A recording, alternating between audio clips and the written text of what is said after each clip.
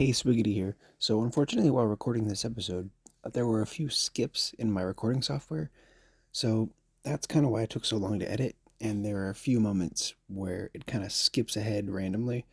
But all in all, it's still very listenable. And I tried to salvage as much of it as I could. So, without further ado, please enjoy.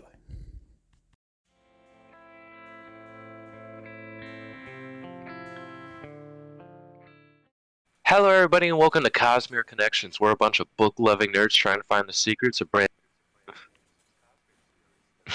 John. Let's get ready to rumble! And Kay. Hello. I'm ReaderWarrior, and today we are going to be talking about Mistborn, the Well of Ascension, Part 5, Snow and Ash, chapters 52 through 55. Whew. I don't know why you guys are all excited. This was a really dark episode. Really dark set of chapters. Yeah, it was epic, though. Everything that happened was so crazy. I can't wait to talk about it. Oh, like last time something this dark happened, we were all dressed for a funeral. Not this time. I mean, you're not wrong. I kind of Swiggity did, is. actually, yeah. Swiggity is dressed for the occasion. None of the rest of us are. Because you know what? I mean, we'll get into it more, but Doxson was like one of my favorite characters in the Final Empire. And I say the Final Empire because it doesn't seem like he really got redeemed in this book, but we'll get into it. We'll get into it.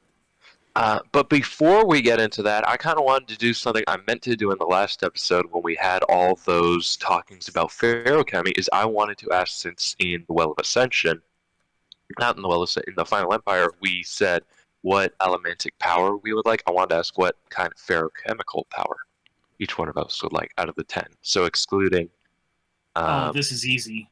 the 11th metal, aluminum, and duralumin. Oh, I have to check now. I'm not sure which one is which. I gotta remember. I gotta pull it up. Give me a second. Is it in the back of this book, or do we have to go to Hero Yeah, Legends? it's in the back of this book. Okay. Pause as everybody checks. I know, right? Pull out your copy at home.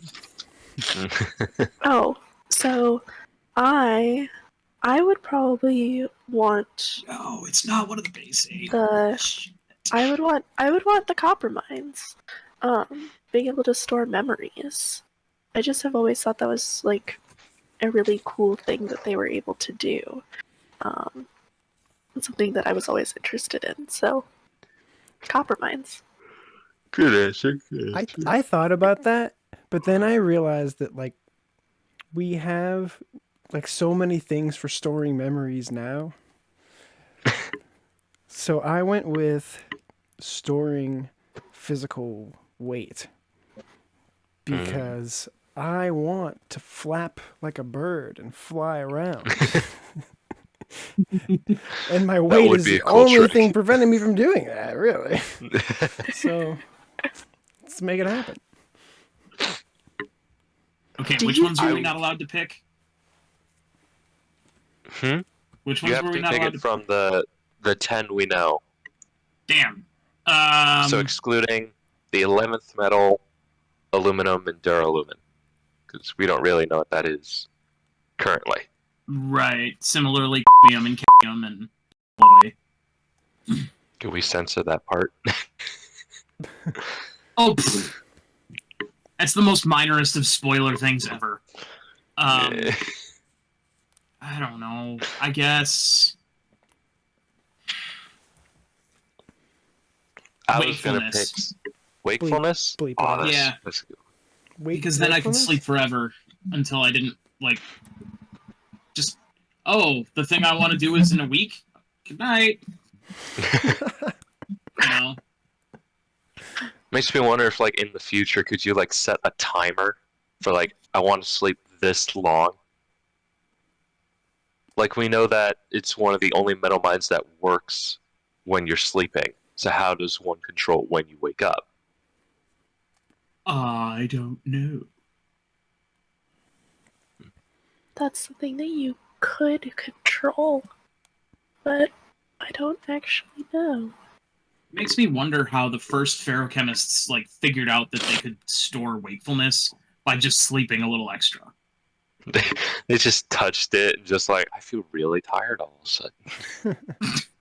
They just immediately pass out. See, the K's doing it right now.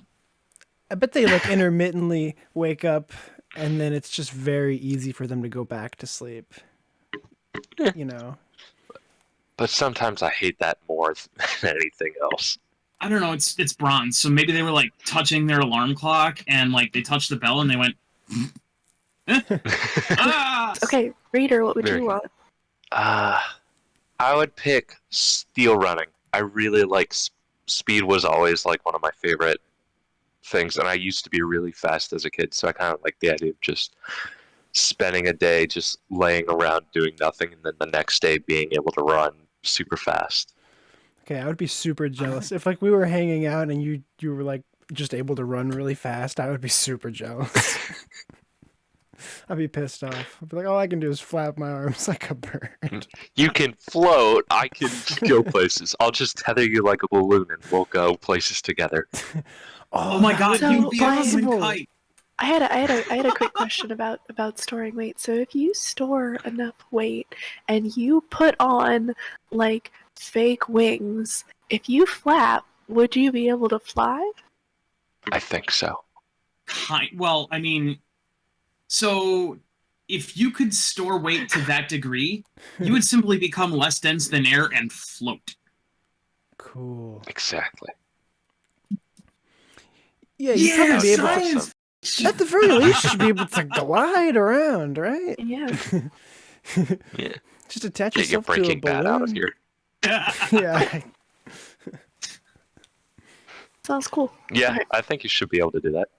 Okay, but now that we got that out of the way, I wanted to do it last episode but forgot. Let's move on into the actual things. So we've got chapter 52 with the lovely K. Okay, so 52. So this chapter starts off with Breeze, and he is panicking. To put it just bluntly, he's panicking. He's so worried. Because he is standing at the gates, at one of the gates, trying to soothe these soldiers as the Koloss are pounding against the gate trying to get in. So all of these soldiers are panicking, and he's trying to soothe them to keep them from bolting. But he can't soothe the whole group at once, so he's having to do it in shifts around the courtyard. And he is just like, he's so worried. And like the only hope that he can think to himself, he's like, thank God Alrian is out. And the Alendi and Vin and Spook are gone. They're not here. Like to be a part of this. Hmm. So, and he's Clubs comes over and they talk a little bit, and he asks Clubs like, did you ever win during your how often did you win during your struggles when you were fighting in your youth? Clubs is like, always. It's like, but the Koloss were on our side. Because we always had Koloss. That's true. It's like, no, which does not That's suit comforting. Breeze. It's not very comforting to Breeze. No, it's not. So then Can we- Yeah, I go want to ahead. do these kind of in like their sections, so this way we can focus on, because we jump around a ridiculous. Breeze comments how it started to snow. There's our snow and ash from the part title, Nice. and Breeze even says soothing those beasts have no effect. That was a cool line Breeze had about my men watch those gates like there was some terrible void waiting to suck them in. That was a really cool line. I And like that line. just anytime somebody uses the word void, it makes me think of another series in the Cosmere. Mm-hmm. Yeah. Fair. Okay. So then we switch over to Vin's POV. And Vin is running. And she is running not like her life depends on it, but because all of her friends' lives depend on it. And she's comparing her time running now to the last time that she did a pewter drag, which was with Kelsier in the last book. And she's thinking about then they were just running to try to get there. To see who they could, like, just to see the end of it, essentially. And This now she's time- like, Now she's running to try to protect them, to try to prevent it from happening. And she is running like she has never run before, and she is crying because she is so mad at her friends. She's so worried about them. She's just overcome with emotions, and she's exhausted because she's pewter dragging. This chapter's, I got nothing for it except of how like emotional Vin is and how emotional it makes me. How dare they? How dare they not give me the same chance that Kelsier had? How dare they refuse my protection? Refuse to let me help them? How dare they die? Like, she is. You bastard! Yeah. I love it. Like, and she's just coming to save them anyways. And I can totally picture it too. Like, she's running faster than she's ever ran before. And I'm just picturing this massive cloud of like dust and ash and snow behind her. Well, and at this point, she knows that this is pointless because she knows she doesn't have enough pewter to make it to Luthadel. Like, she knows that That's not going to stop her. by the time that she gets there, all of her friends will probably be dead. God, spoilers. And there's and the city will be overrun. But she's still gonna go anyway because she like has to think about the chance that maybe someone is still alive, maybe someone is still there that she could try to help. Save the lives you can. Yeah. Yep. So then we flip back to Breeze again. Breeze is still talking to Clubs. And you're talking about how, like, where Breeze is like, how the hell did we get in this situation? Like, why are we here standing in front of these gates that are about to burst open by Koloss? Like, this time, 2 years ago, would not be standing here. Like, like how? Whose fault is this? Whose fault is this? The answer is Kelsier. Always Kelsier. Always Kelsier. Because Kelsier gave them a city that they have to, and told them that it was theirs. Now, they feel that they have to try to protect it. We've all had that moment, like, where we've kind of overextended ourselves because it was like something our friend wanted to do, and we just had that moment where we had to step outside and be like, "What am I doing here? What is this? How did I end up here? When they're I don't belong in this situation at first all." putting the crew back together to find And fire. they And were- this is that, what- but what just was like it that you had said? turned up to 11. Then the gates break, and we switch POVs again. Now we have switched to Sazed. So Sazed is also still standing in front of his gate, and he gets word from one of Doxon's messengers that Breeze's gate has been breached. And they're looking down at the gate, and he tells the messenger, he's like, can you please tell Doxson to send someone else to come be in charge here?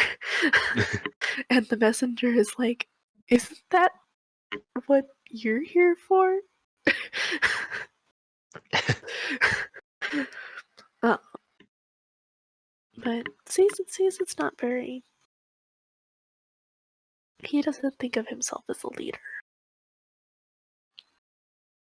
Or someone who can do any sort of leadership role. So,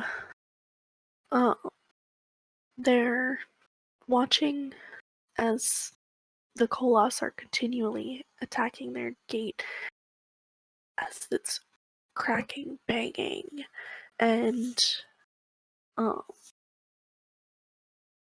Sazed sees some ska in the back, close to where the city is, the entrances to the city, and he's like, what are they doing here?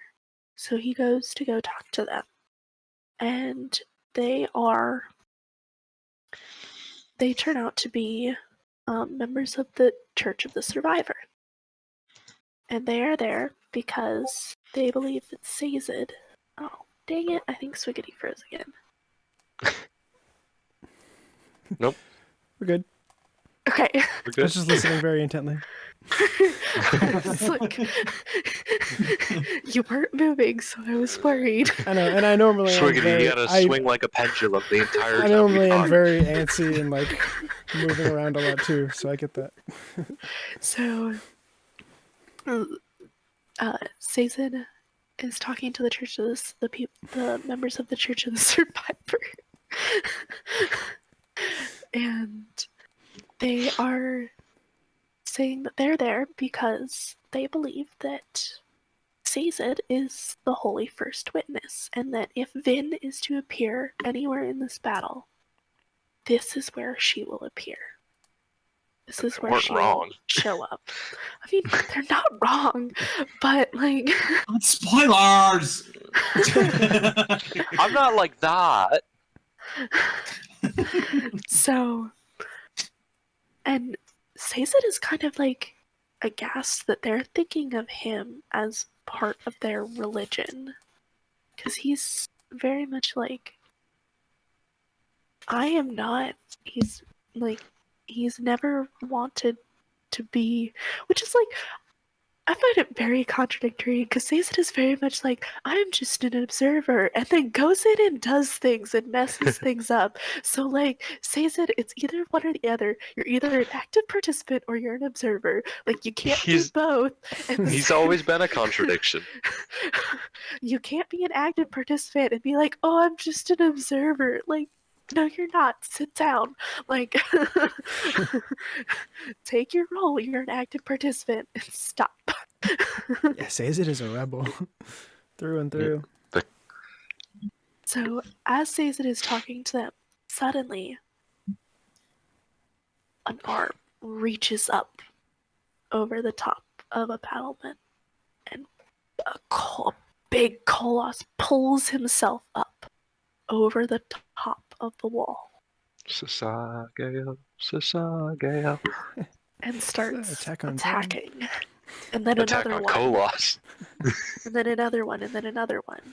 And the Koloss the number of Koloss outside the gates who are dead have piled up high enough that the bigger Koloss are now able to jump the wall. Oh god. Jump up and grab the top of the wall and haul themselves up and over. It's like World War Z with Opinion super mutants. That's exactly what I was thinking. Is this scarier because of how many dead bodies there must be? Yeah. Or is this scarier because of how badass the Koloss are? Because this is the 12 seconds where we get to see them actually be badass. I think it's both, because I think it's both.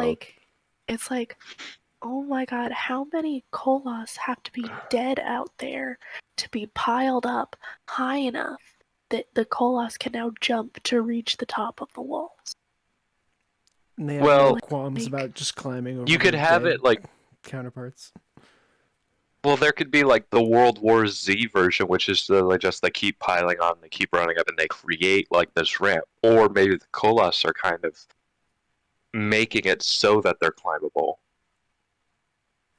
like moving them into a pile to make it so they can. I don't do think that. they're gonna be moving. Yeah, Koloss don't bodies. have that kind of wherewithal when they're in a frenzy. That to me No. is very terrifying to picture, though.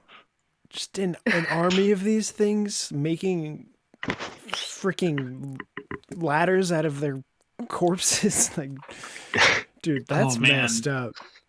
I've just thought of something that has to wait for the spoiler section. I hope I don't forget about it.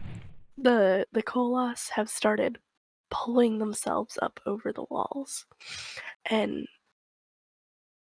everyone starts freaking out, and Sazed starts panicking. Oh, also, when they pull themselves over the walls, they immediately also grab the commander, the actual person in charge, and throw him over the wall. And so he's gone. Bye-bye. So there's no one in charge of these soldiers. And Sazed is like panicking because he's like, I am not a warrior. But then he has like this moment of someone needs to do something.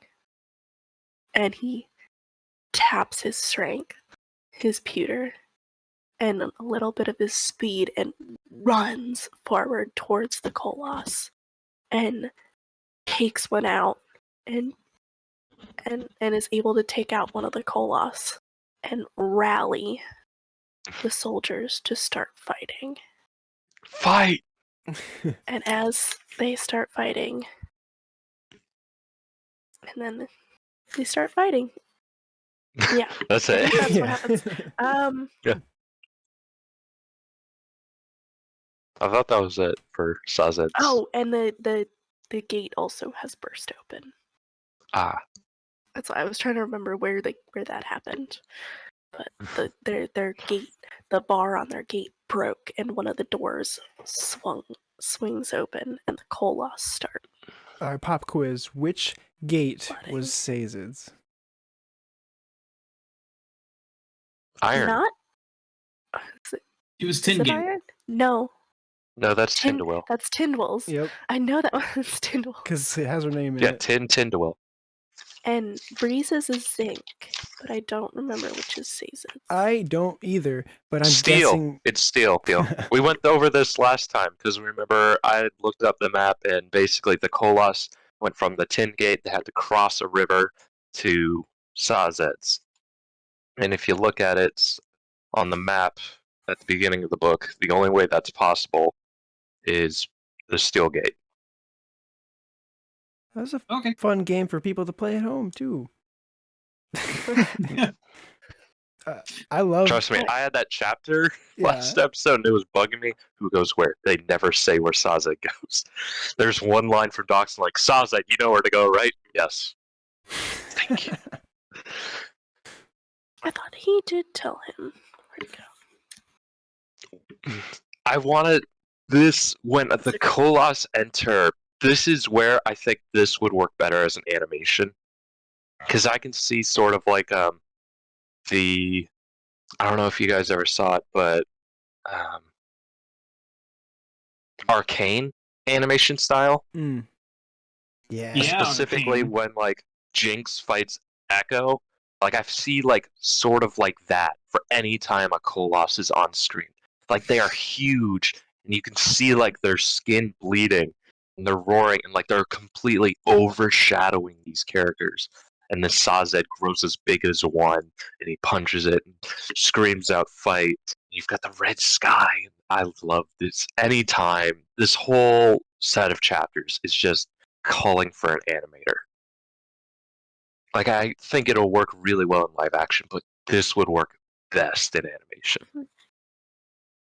Also, I did in fact just confirm that it is in fact Steelgate that Sazed is at. Okay. Great. This is why we need K. I have a hard time picturing Super Sazed in a realistic movie. Like, I just have a hard time picturing it. What do you guys think? I think it would be basically the same exact thing they do for the Koloss, or kind of like what they did with the genie in the live-action Aladdin, where you just take Sazed's face, slap it onto a really buff guy. Yeah, it'd be pretty much like the Hulk, huh? Or Captain America before and after. Yeah. Reverse, though. Yeah. Right, yeah. Yeah. No, yeah, well, whatever. Yeah. I guess you could do it when he's storing it. I guess Yeah. in my mind, anytime something's like kind of silly, I'm always trying to think of like, okay, but how would they make it like dark and cool? Like I think That's what I wonder with the steel running or the Vin's pewter drag. I was thinking that too. Although her dash, I her mean, like angry, sad dash back to Luthadel in this chapter, I feel like would look a lot cooler than her and Kelsey are like running next to each other. mhm. Because like you don't want to make it the Flash level of speed running that's a little bit on the ridiculous side, but it's also got to look much better than what a normal person running would be like. I So mean, there's it got to would be a be. sweet spot. I feel like if you have the running with like dust kicking up behind you as like you're like sprinting and you kind of see that they're running really fast through it, I feel like that would work. You just record like a Roadrunner or an Emu running and just like Yeah. replace that with the actors. I would love to see that scene in like a Studio Ghibli style. I can just picture like that working really well. When each step she's taking is like a quarter mile long because she's going that fast. Like That's yikes. well, maybe not that far. You know what I mean, though. Like, she's really taking giant strides. We should probably move on, but I had a quick question. So, holy first witness, does that imply like a holy second witness or a holy third witness? No, but it does imply an unholy first witness. That was me, sorry. I shouldn't have been That's watching. Sazed's evil twin, Desas. He No, was it in the was corner Tinbo. the whole time. Knowing Brandon, he would make him named Mazed.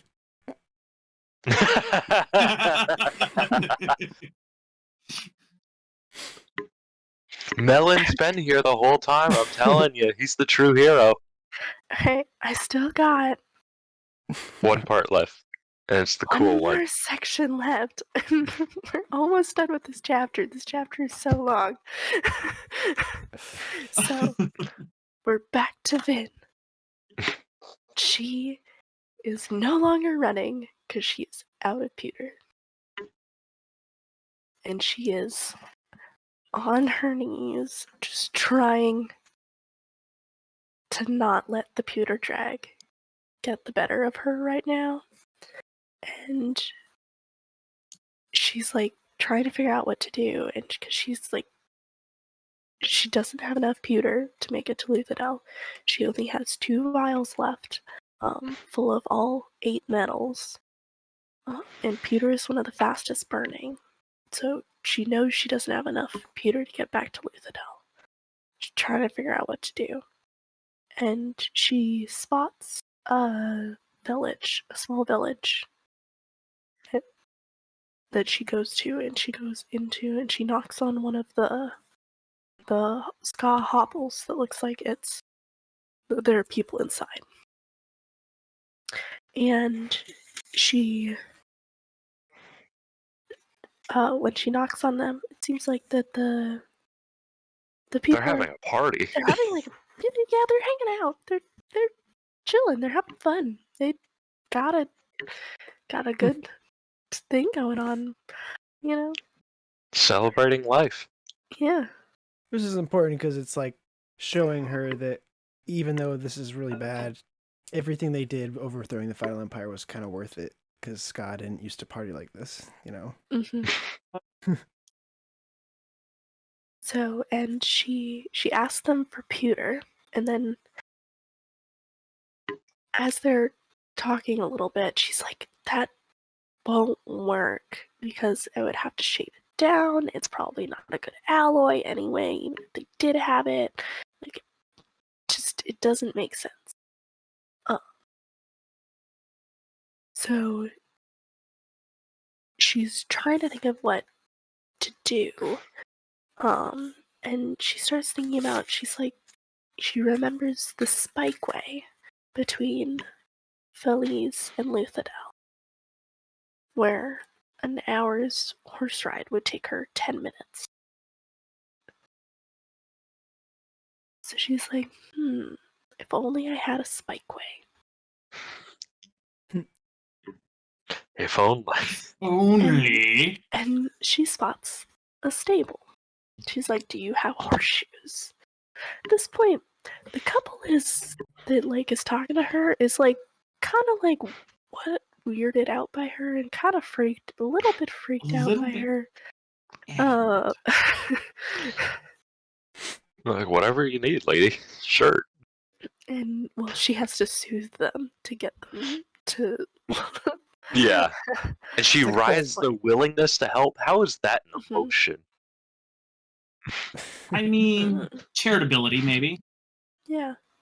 Okay. So, and she takes out some of the horseshoes, and she takes 10, I think, is what she grabs to take with her. And she tells them to prepare their village and she warns them that Luthadel is under attack and that they might have fallen soon. They might fall soon, or they might have already fallen. If they get word that Luthadel has fallen, that they should head north towards Terrace. And as she's about to leave, the Ska couple goes, "You're her."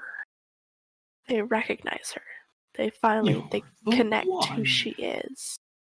They realize that she is the one who killed the Lord Ruler. Lady Air. The Lady Air. And so, when she leaves, so she starts to get the hang of it. It takes her a couple tries to get the hang of using the horseshoes. She eventually gets the hang of it, and she is on her way to Luthadel. She forms a freaking wheel of metal. No, it's really cool. Awesome. That's so cool, yeah. I like the You're like, I'll throw turnaround one down. of like in the beginning of this book, all these people were like looking to her like, "Oh, you're the Hare, you have to save us," and she like begrudgingly was like, "Yes, you'll be fine, I guess." And now I she's like coming up to these people, and she's like, "You need to go to Terrace, and if there's Koloss coming," and she's trying to like help them, and then later they're like, they recognize through her actions that she is, the Hare of the Survivor, which is I think is really cool. Full circle. But this is Vince's coolest steel and iron moment. Forming a wheel of death. yeah. But it's not of like- death. It's Yeah. of Can you imagine some protection. poor like plantation, not a plantation Scott, but just like a merchant Scott, maybe sort of like the watermelon guy from Avatar, and he's just riding along, Not and then the he sees watermelon. The cabbage The guy. cabbage guy. I've Cabbage. never watched Avatar, and I know Get it. that. I never watched it. Watermelon. Where was I getting my cabbages? Okay, but can you imagine some guy just like walking along, and then you see the spinning wheel of metal horseshoes and Vin at its center, just floating at like near Mach 1? How terrifying that would be!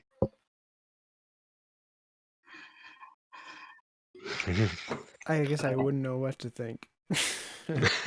Exactly. What a Honey, girl. you okay? I don't know. I should probably stop eating random mushrooms.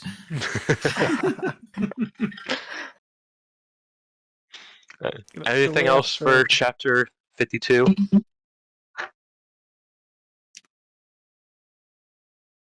Okay, then.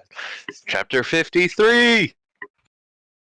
Oh, okay, you never read the epigraph thingy. Sorry. We created a thing, and now we've got to abide by it. The dude abides. Nice. My pleas, my teachings, my objections, and even my treasons were all ineffectual. Alendi has other counselors now, ones who tell him what he wants to hear. Thank you. I'm sorry. But they started it. Don't go looking at me. We may have started it inadvertently. You're the one who made it law, sir. So, it's cool. I So really like it. My sibling here pointed out they really like the plot line happening in the epigraphs of Alendi's corruption.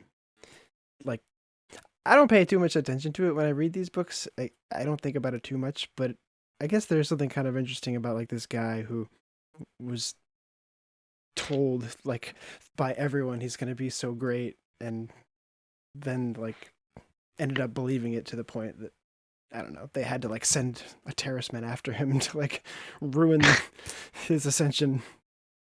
Mm-hmm. So I just wanted to call that out.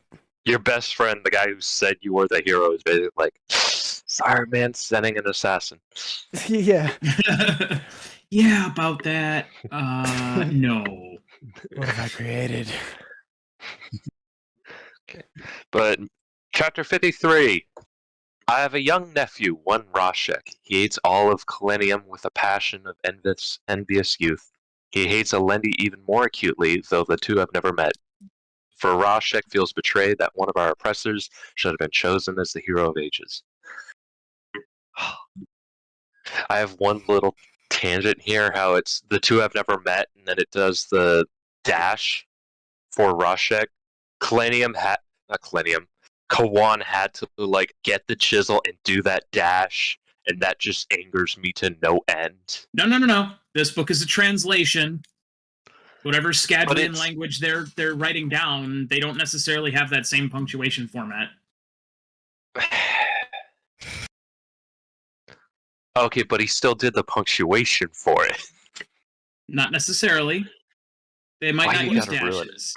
That's just like the way it's translated into English. Why does it bother you? He had said before, like, even as I chisel these words into metal, I have the tendency to ramble on. Like, this couldn't have all been done in one sitting. Like, he had to have been in that cave for, like, multiple days as he wrote out his story. And just at one point, he was like, dash. That just infuriates me on some level. Why do you say that he had to have been in there for multiple days?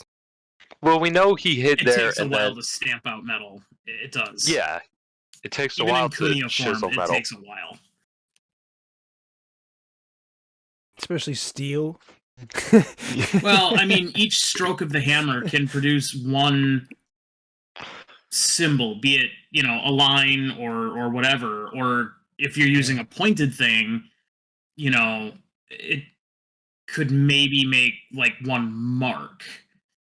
So, I mean, if you think about it, like if you were to do it like Braille, you might have to make 6 hammer blows to make one letter. Mm-hmm. So depending on how it's being done, which we really don't know about, like we have no way of knowing. Yeah, but if their symbols look anything like the Allomantic symbols, that's gonna take a long time. I mean, you're not wrong, but the Allomantic symbols also look nothing like the feruchemical ones. True. And but it's if he's got a set of punches that each have their own letter on them, like now he's got to take the time to switch between. Yeah, that takes a long time. I would not be surprised if he was in there for weeks doing this. Yeah, I didn't mean for it to be a focus on. It was just that small little dash just fills me with anger. Assuming it was actually there in the metal, then yeah. Well, when we get to part 7, hyphens in steel, you'll understand why. Hyphens in steel. Straff, after learning the drug Amaranta used on him, overwatches the siege with sadistic glee. General updates him on the attack, and Straff says they will wait even longer to join it. Anything for that? General. General. I don't think you Anything guys other are than ready for what I have to say about this. I don't think I'm ready for this either. Oh man, this must be intense. So Straff is effectively a Koloss. Okay? What? Okay, you're gonna have to substantiate that one a little there, friend. Think about the role he plays in this book. They can only negotiate with him by either threatening violence or Duralumin soothing him. Right? true. He thinks like a Koloss. He only cares about Atium, which is effectively useless with no Mistborn, which he doesn't have anymore. Just like the wooden coins that the Koloss obsessed over. And the way he justifies letting Luthadel burn, he's just like, they abandoned me. I'll kill them. That's like a Koloss line. That's like, I hated him. Like, he's a freaking Koloss. Effectively. I And when actually he love meets that. his end, it's like so poetic. Dude, I don't know how you come up with these, but that is awesome. That is an incredible connection. I love that. Like, dude. Like, he literally is. Like, I was thinking I am about in it, and it awe. just started to click more and more. Like, I was even gonna say, like, the drug kind of puts him into the rage. Like when he kills Amaranta. It does. I didn't even love think of that. That's awesome. I'm glad I could say that so succinctly, because I feel like we can actually move on. I thought it was going to take like a half hour. That was good. So, using more of his pewter mind, Sazed strangles another Koloss before throwing it at a group of them. He quickly untaps his metal mind to keep his reserve for when he is fighting.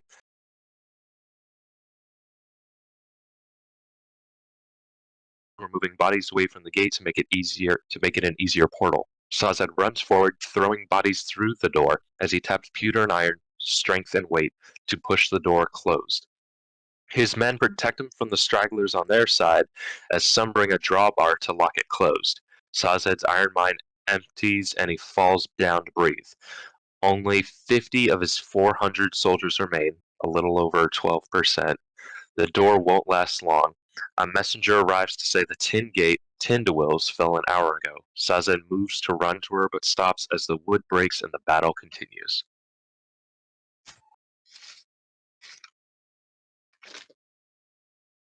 His immediate thought is, I gotta run to Tindawills.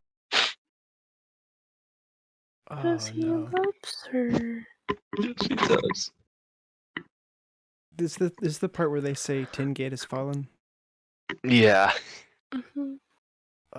So she. In my section, he has a line about, "Oh, I should have ran to her when I heard Tin Gate fell." I could have saved her. I don't know if he could have specifically. I feel like that's just one of those things you tell yourself when you're grieving. I don't think he could have. I don't think he would have been able to find her. Yeah. And But think I of all do- the lives he saved by staying. Mm-hmm. We talked in previous episodes how little we actually see of Tindawil. And yeah, we love her and we love what she did for the characters, but she is very short-lived. And my one regret, and the one thing I kind of blame Sanderson in this book, is that we don't get a POV of her fighting. And granted, we are focusing on the crew members, but we could have cut one of these Straff ones for Tindawil and maybe her own point of view on Feruchemy and how she uses it. Yeah, I think so too.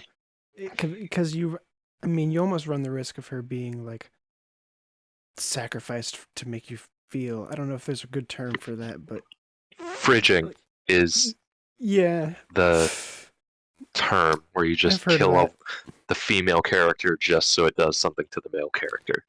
Because there's a Green Lantern comic where he comes home and his girlfriend's head is in his fridge. Yeah, Kyle Rayners, I believe. But I don't see her as that. And maybe it's biased because I'm a huge Sanderson fan, but just her character was really sweet to me, and I I am actually genuinely sad that we don't get any more of her after this. I am too, and I'm not saying she's like a Mary Sue. I'm just upset that we don't get the last time we see her is when she and Sazed split up, and maybe that's kind of the point, is we're supposed to feel what Sazed feels.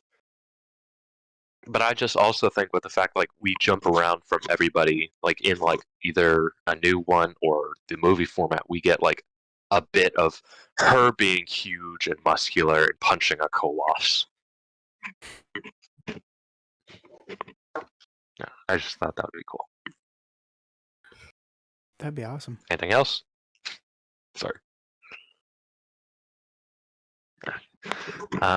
The Zinc gate has fallen and Clubs orders a retreat. He continues to shout orders while pulling Breeze to safety. While Koloss surround them from the north, Clubs loses his sword and arm, stumbles on his bad leg, and dies in another hit.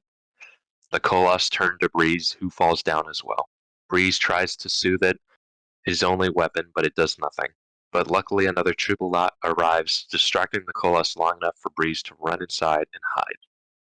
And we lose Clubs. Rest in peace. This hurt. This hurt. I was not expecting this. Yeah, it's very sudden, especially when you have those chapters with him and Breeze, and even in Kay's chapter, they shared a little moment too. And I feel like we had just started getting to know Clubs a little bit more. Mm-hmm. And if you think about it, that time when, in the last part, when Spooks, I saw it in Clubs' eyes, he said goodbye. It was goodbye. Mm-hmm. Yeah, it's heartbreaking. I mean, especially because Spook's gonna have to find out too, and that's gonna be really sad, isn't it? And he already blames himself for helping with the distraction. Yeah.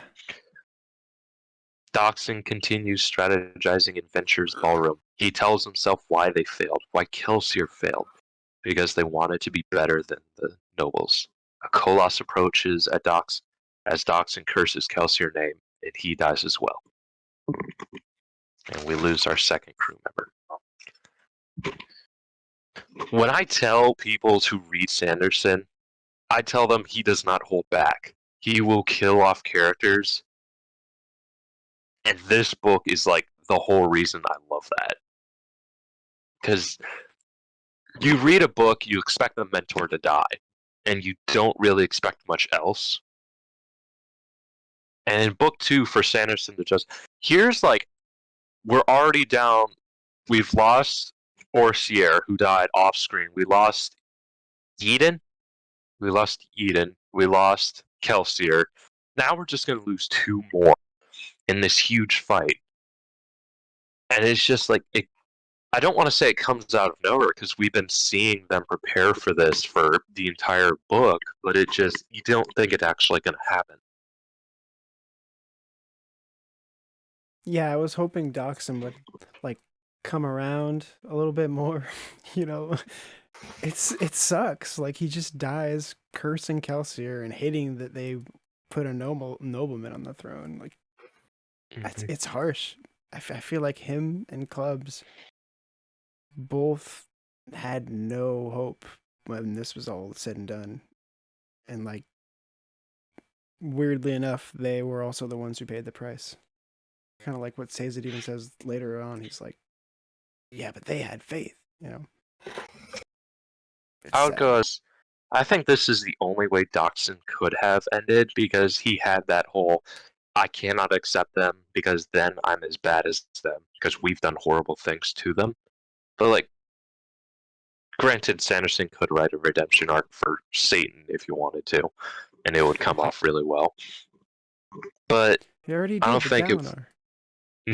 Basically. Burn! Literally. Jeez. Yes. See what I did there? Yeah.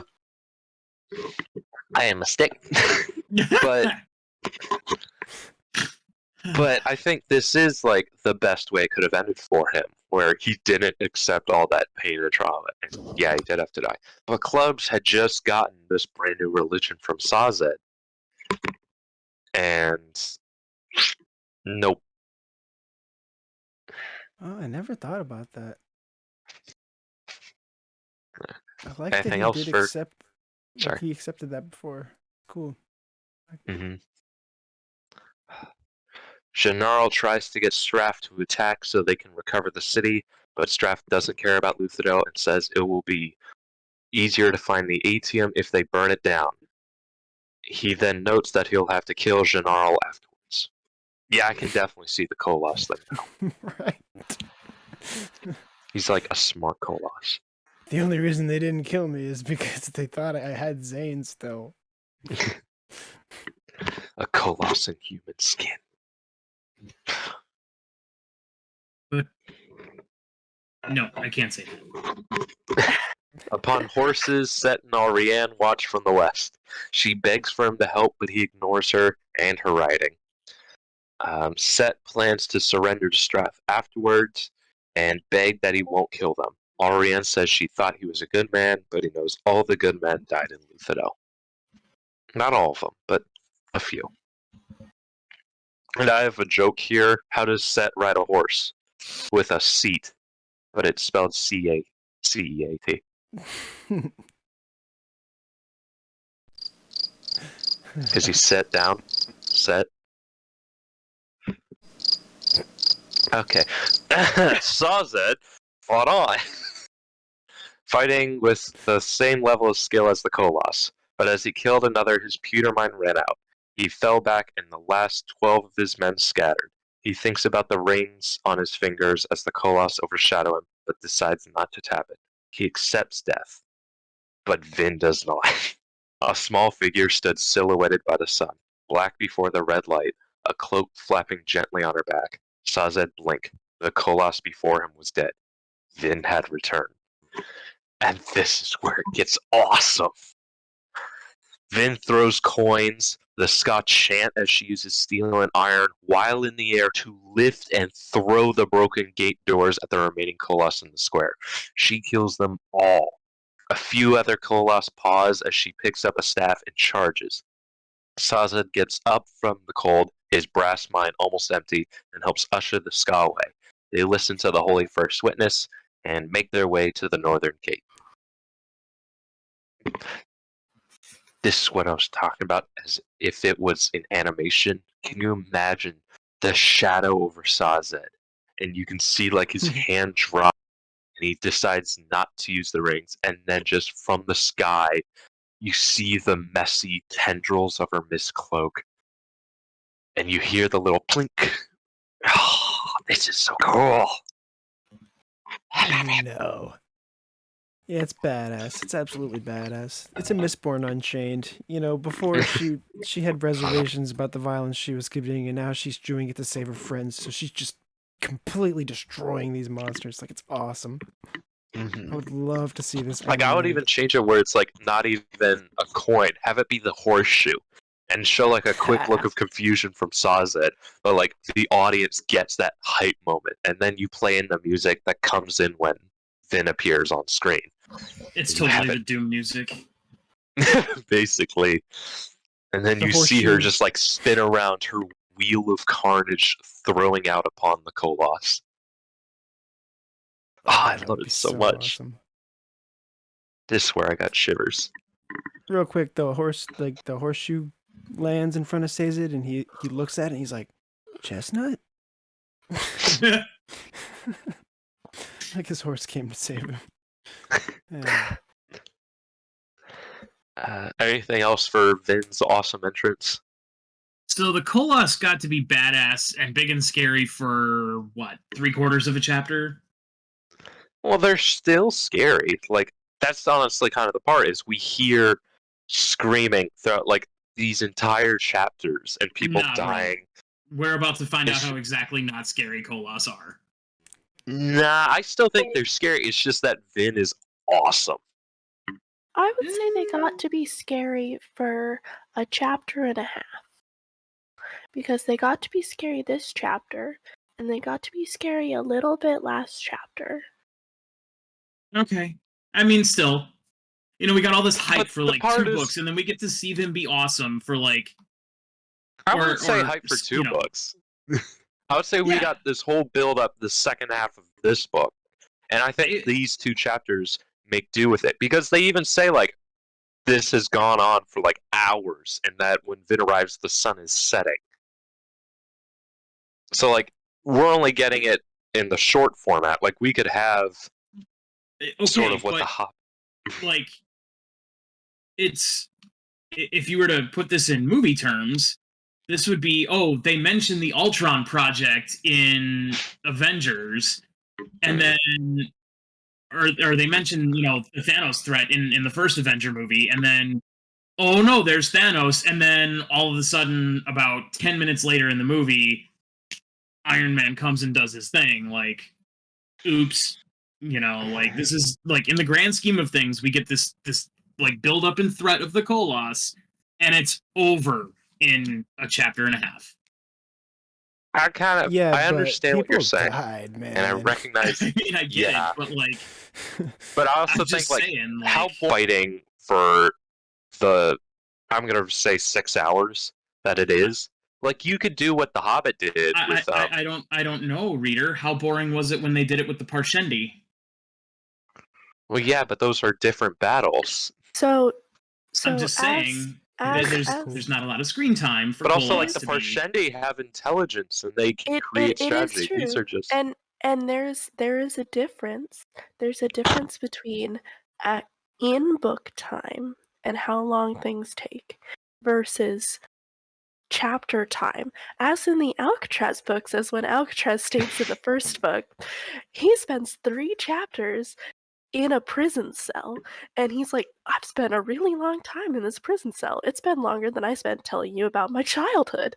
Like, it's like, this is a really long part of this book because this is an important part of this book. Like, this is really long. Like, so I'm spending a Yeah. lot of time here. A lot of things happen here. Like, there's a lot of things that happen in this chapter, but it's overall, it's not a big part of this book. I mean, I get it. I'm just saying, we got this big, huge threat, and now they're about to get their faces pushed in. I By a think 5 foot you nothing could girl have with no medals. you could have an hour-long fight scene. You can have like an hour-long jumping between all these battles. We're not arguing But that it- you can't. I'm not arguing you can't, but I'm just saying it would get kind of boring because the Koloss will win. That was the point, is that they are not fighting to win. They're fighting to delay as long as possible. I do think I was way more scared of one Inquisitor than like I feel scared of the Koloss. Like just thinking about it, going off vibes, and I don't know if that's because all the encounters with the Inquisitors were so intimate. It's like Vin was running for her life and she could barely get away from this thing, and like I can kind of see it. I think the most scary they were is that Sazed chapter where they first interact. And, that one of them just kills another one right in front of you. That was pretty visceral, but I don't think Sanderson uses a lot of, like, super gory terminology. And so I think to really make them scary, you'd have to, like, vividly describe what they're doing. Well, the reason that Inquisitors, I think, are so much more scary is not because they're individually so much more powerful. It's because we get to see them again and again and again be this force of scary destruction, absolute terror. Like, we get to see it happen again and again and again. Koloss, we get to see them very little, which is the point. They can do once, and it is very brief before they just get completely, as we'll see in a minute, just completely It might be a annihilated. budgeting issue. Like, imagine how much animation it would Stop. cost to have Just stop. all these creatures on screen for so long. Like, they're saving money by just having them in a chapter and a half. It's 6 cents a letter, bro. Come on. They only have so much atrium. It's- Okay, but yeah, This is funny coming from you, the Koloss lover. I mean, that's my point. Like, come on, dude, give my boy some time in the sun. I get it. I get it. I just think they show enough of them that, yeah, these things are terrifying. But yeah, I guess we could watch them for a while. But I guess that would only work in a visual format where you don't need to know what the characters are thinking or doing or saying. Where you just show the fighting for a while. Or I think if you had an underpowered character who was like running away from them, you know, like if you had like Spook and RAN together trying to get out of a Koloss camp and it's like really scary. I was think that would do a good job gonna of it. say that. I feel like also like the difference between the Koloss and the Inquisitors in book 1. The Inquisitors in book 1 were almost we see a lot of, I think all of them, most of them are from Vin's point of view. And Vin is still a new Allomancer, and so she's like very scared of these creatures with every interaction that she has with them because she's not confident in her powers enough to be able to defeat them. And now we're seeing it from a different point of view where the characters do feel more confident and they are more powerful.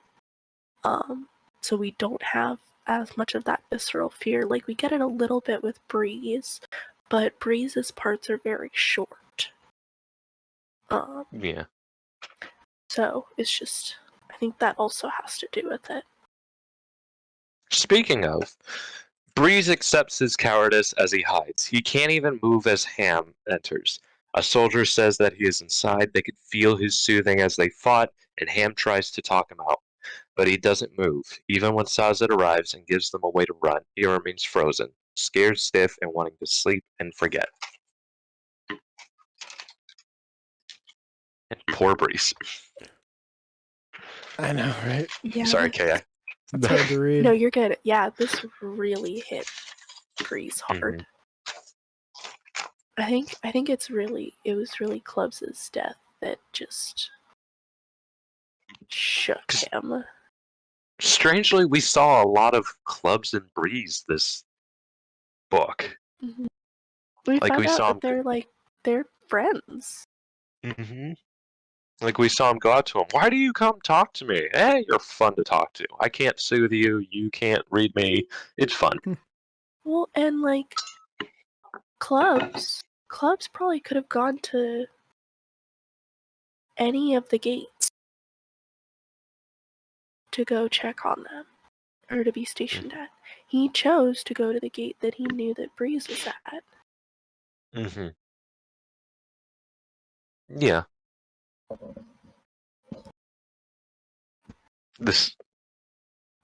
I don't want to say it hurt more than watching them die, but this was definitely a good level of emotion to add to it all.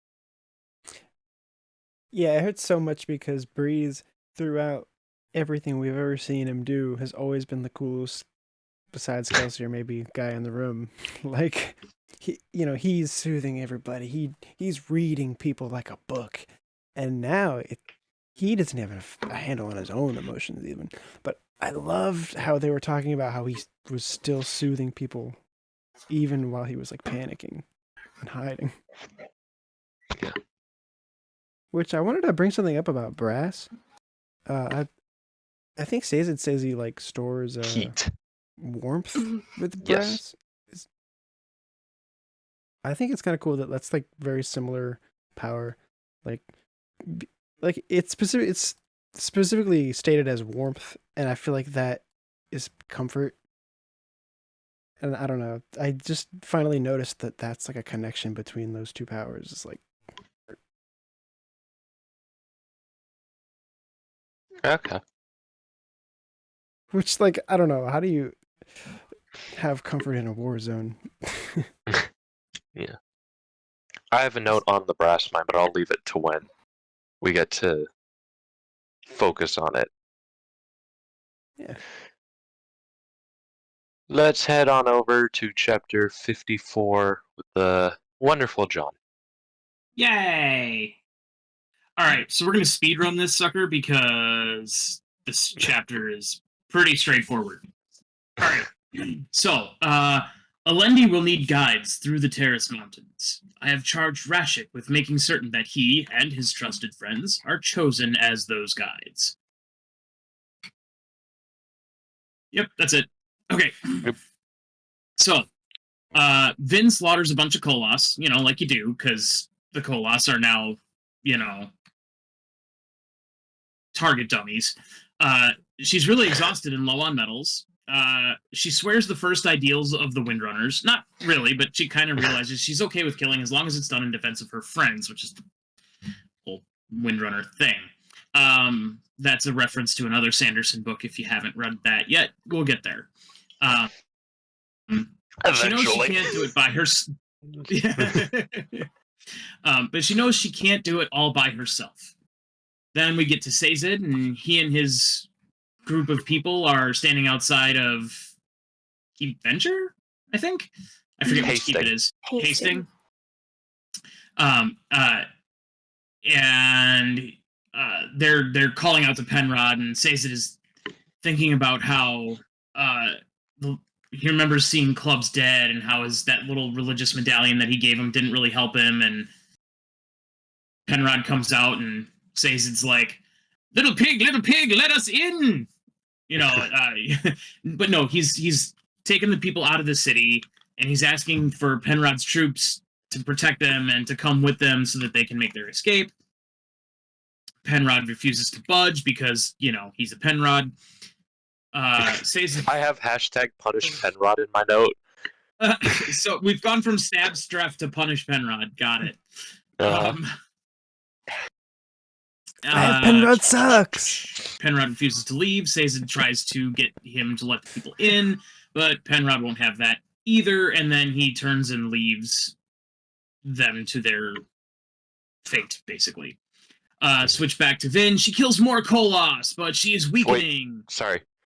Real quick, I just wanted to say, so we got confirmation that Doxson died, because we only got, the darkness, and that could have been hundreds of things. But we got confirmation that Doxson is dead, as well as the pendant of the Dodgerda. I had mentioned it with a Stalcy that the Stalcy was a inspiration for Warbreaker. The Dodgerda and their religion was also an inspiration for the Warbreaker book. If I mention it for one, I got to mention it for the other. I don't play favorites. All right then. Sorry. So back to the speedrun. Vin kills more Koloss, but she is weakening. She thinks about Kelsier and how he would have failed too, and then she considers Creedic Shaw. Her pewter runs out. She's out of steel, but she goes to help people being murdered by 6 Koloss. She tries to fight, but is frustrated how slow and weak she feels without Allomancy, and yet she still pushes their faces in. The group she saved is then killed by an even bigger group of Koloss. She then does something borderline brilliant. She soothes the Koloss with Duralaman like she did with Tensoon. She breaks their minds and they are now under her control. Okay. Against next POV. Capital S something. Sazed is wandering around leading people out of the city. No, it's okay. I'm speedrunning this, so if you have stuff to add, it could be relevant. Who knows? Sazed's wandering around leading people out of the city and carrying Breeze with him. Vin shows up with her band of Koloss and accuses Sazed of lying to her about the well, which he did. Vin brushes it off and yells to Penrod to open the gates. She then uses Koloss to lift her up to his level. She commands him to send his people out to go find the Koloss and then send to her. She will take care of the Koloss. Once that is done, she says to put the soldiers to firefighting duty. Sazed asks to go do a task, and she says yes, but wants to know who is alive. Meaning of the crew. She goes off taking a Koloss sword and basically implies she's going to go take care of Straff. Sazed then goes and finds Tindwell's corpse, which is frozen and crackly. He tries to give her a burial or prayer, but feels hollow. His faith is broken, and he weeps both for Tindwell and for his lost faith. Mm-hmm. End chapter. Okay, that was a really good speedrun. I told you. So, can I just... Vin breaking into the Koloss... Okay, as cool as that is, I love the idea of I don't know where I'm getting the visual, but the Koloss go from raging monsters to like perfect soldiers. Like their backs straighten, they pull their swords out, they put them at post, and you see with Penrod, and when they hear the Koloss marching towards them, they're in perfect formation.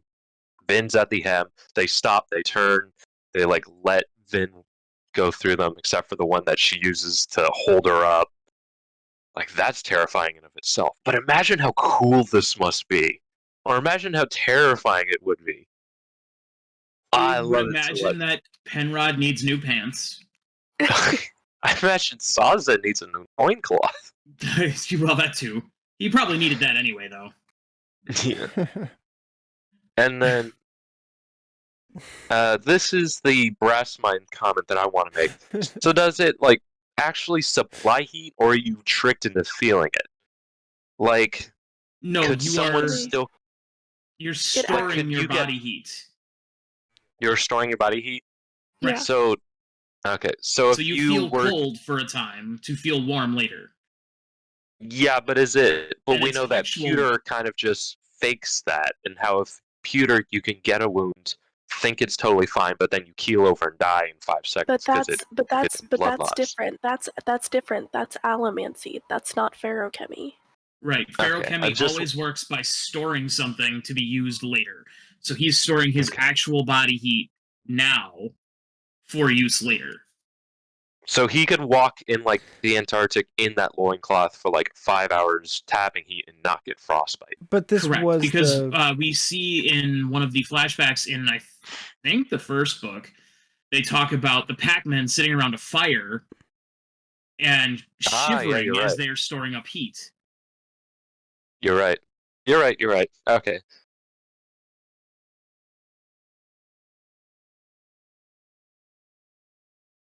But this was like that connection I was trying to make earlier, talking about how like a brass soothes your emotions, and you can also comfort yourself. It's like because he stops tapping his brass mind when he finds Tyndall, because he wants to feel cold and he wants to feel pain, like in the same way that there's something broken with Breeze's mind. And we also There's lose something Tyndall, broken with confirmed. Sazed in the same Who exact was way. honorary member of the crew. No. She was an outsider. She was an adjunct. She was a hireling. Honorary member. No, she was a big hireling.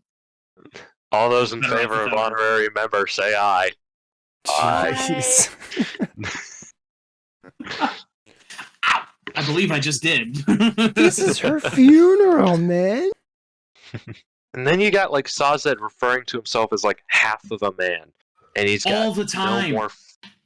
no more faith in the religions that he stores, but he has faith in one other, which kind of comes in next chapter. Well, that's funny how this section ends with saying like, "Oh, we got the gender wrong," and he thinks he's like a half man. He's got that wrong. He's totally a man. Physically, but also Genetically. genetically. Okay. So Yes. So chapter 55 with the wonderful Swiggity Swoo. yeah, I was getting a little antsy. So it was my turn. Well, have at it, sir. I officially pass the mic. Rashek is to try to lead Alendi in the wrong direction, to dissuade him, discourage him, or otherwise foil his quest. Alendi doesn't know what he has been Alendi doesn't know that he has been deceived, that we have all been deceived, and he will not listen to me now. Quick note about this yeah, epigraph. I didn't know if you would bring it up, but this is the same one that we saw Sazed reading with Tyndall a few chapters back. Oh, I did not notice that. Good I'll connection. check. It was Chapter in 55. chapter 41 when they were reading from the excuse me, reading from the rubbings. He and Tyndall. This is basically everything from this point is what they read. Every epigraph from this point. That's really sad. Because there's a line about how all the stuff that they uncovered, all they talked about are like bittersweet memories to him now. I feel like it's just reminding you. All right, but we got a lot to get through. So, starts with a Straff POV. He's fully embraced his addiction. I can't remember what it's called, Black Rain or something. But it makes him wake feeling like he's burning metals, basically. And he says, "Oh, a glorious day it will be." And so his soldiers have noticed that the fires in the city have gone out. And for a minute, Straff thinks that maybe the Koloss and the defending army have killed each other. Wouldn't that be nice? Before long, Koloss begin to exit the city, their numbers thinned by the Battle of Luthadel. Straff orders his men to hold their ground. This shouldn't take long. Soon, General spots human soldiers in among the Koloss. They seem to be forming ranks. The Koloss begin to charge. Straff sees a bird. No, a plane. Oh, it's an effing Mistborn. Zane said she was supposed to be gone. This is kind of what I was saying in the last chapter. How terrifying would it be if out of the mist you see the Koloss, and then they stop. They form ranks, and then you've got the human soldiers who appear in front of them, but you don't see them till later. And then you hear like the sonic boom of Vin's Durarallum steel push, and then you just see her flying up through the sky towards you. And I imagine this is what you hear too.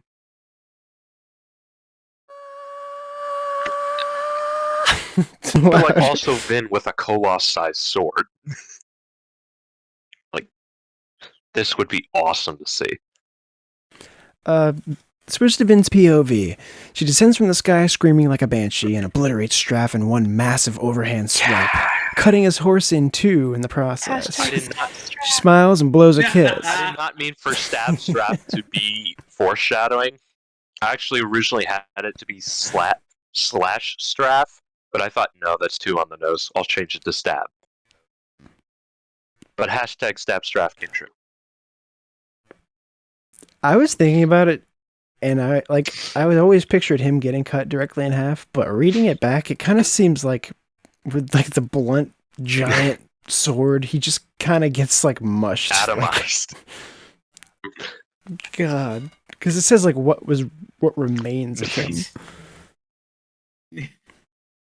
But yeah, she basically blows him a little kiss and says, "You should have listened to Ellen, stepdaddy."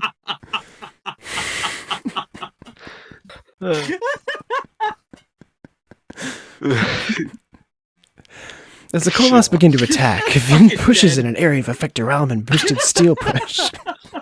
I think we need a moment to recover from that. Sorry. I wrote that hours ago. It doesn't even make sense. It would be father-in-law.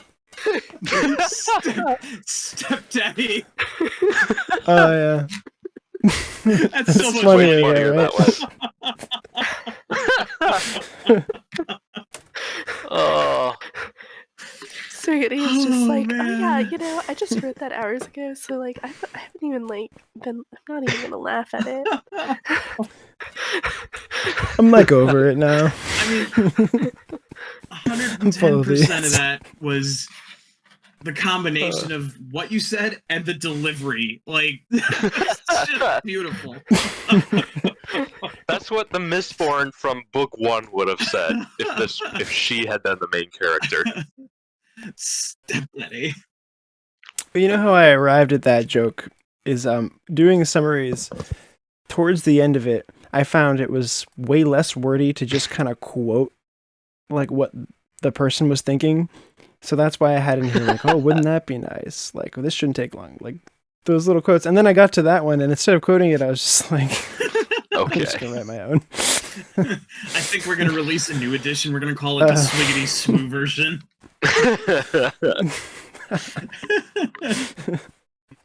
Nice. Swiggity does the Cosmere. So as the Koloss begin to attack, Vin pushes in this big Duralman push. People go flying which direction.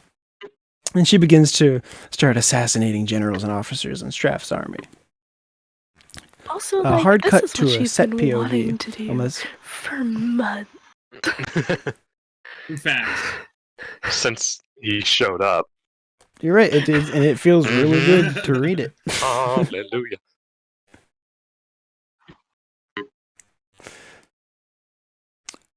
So Seth sees what is happening in Straff's war camp. Allrianne wants him to help Luthadel, but he's still thinking he's going to fight whoever is left alive, until Allrianne rides off towards the battle, threatening that the only way to protect her now is to charge. I love Allrianne. She does have an extra little sprig of sassy that you only get in her POVs.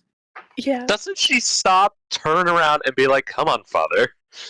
Essentially, Like, she doesn't- she's, Yep. yeah. Like, she doesn't just yell it out as she's running down. She runs, stops, turns around, says it, then leaves. It's like, if you want to save me, you gotta come. Set joins the brawl. Really. A new challenger has entered the arena. Yeah, he does. He begrudgingly agrees when his advisor tells him that they have the forces to decide the victor of the battle if they had them. Part of him seems to believe in the prophecies surrounding the Hero of Ages, as he thinks that he probably knew all along he could not take the city, and maybe he really wanted to come here to see if Vin was all she was cracked up to be. Which we just saw in the last, section of this chapter. She really is. Mhm. Anything to say about that?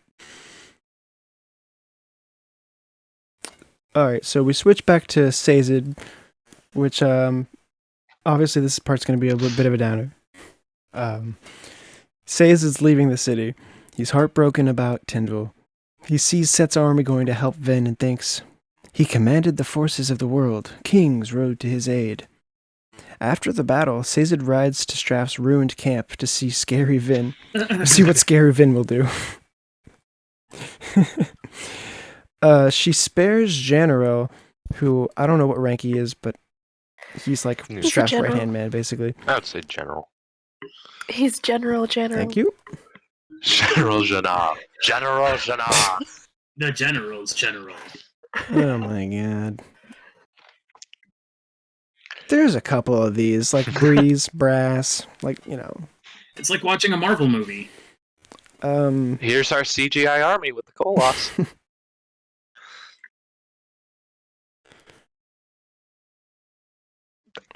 So she also brought in Penrod and Set, which I like the idea of seeing them like led in by Koloss troops. What are you guys gonna do? Like, you're surrounded by tame Koloss. It's over. So basically, they're there to swear allegiance to Elend, not to Vin, because she's still representing Elend. And Penrod agrees. General agrees immediately. But Set resists at first. He's like, Elend wouldn't want this. Vin says he's not here. Elend wouldn't give in just because his life was threatened, he says. But she goes, we both know you're not as I virtuous think as that's that. so funny because And like, he's Ellen basically wouldn't like, like yeah, you to do you this. got And me. she's like, sucks to suck. He's And not he here. swears allegiance to him.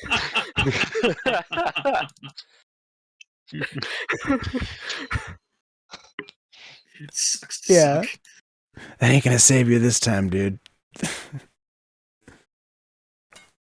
Vin asks Sazed to secure the city and send for Ellen. She gives him the power of a king, basically, saying that he's her second and can be obeyed, just as her and Ellen. Penrod and Set both agree to this chain of command, and then she shoots off, saying she's going to sleep.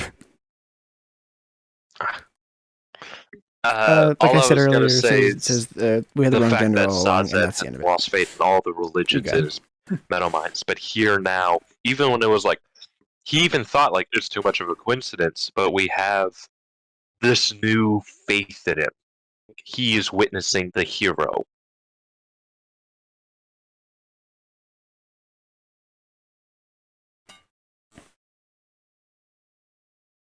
I noticed that too. It's like this even is in his most all broken that state, is he keeping cannot it help together right now. but think of like the prophecies and how they relate to it. Yeah. Well, and it makes sense too, because not only is that like something that he's experiencing, but it's also something that he was just studying in person, not through a metal mind, like legit just going through it, and it's like been his preoccupation for quite a while, and he was doing it with his I can't fathom why lover. Like, it's also got kind of a weirdness to it because Vin is the character of two religions now. She's survivorism, and we just saw how he denounced survivorism because that didn't protect any of the people who were praying for the survivor. But she's also the hero in what is basically his original religion, the terrorist religion. Yeah. It's like the oldest and the newest religions have the same main woman. Well, kinda. And I love how Set is like, these darn obligator, like, you can have it, I don't get it. I like that too. It almost makes you feel kind of bad for Set. Like, I feel like by the end of this, he's just like, yeah, I gotta kind of respect Vin. Like, if nothing else, just her sheer power. Mm-hmm. And like, all hail Elend, all hail the Emperor.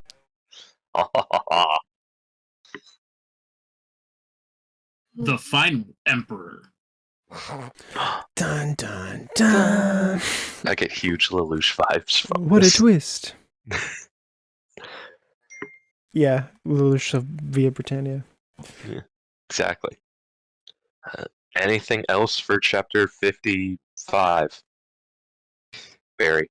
It was literally just the Koloss attack.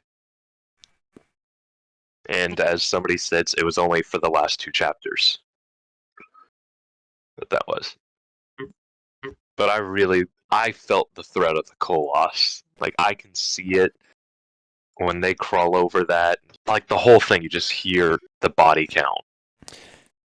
I think if I had to pick one of the two, I think I would pick realism.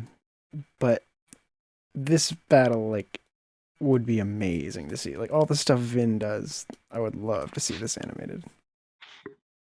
And I think it would be hard to do, realistic. I think it would play out best in an animation style, kind of like Clone Wars.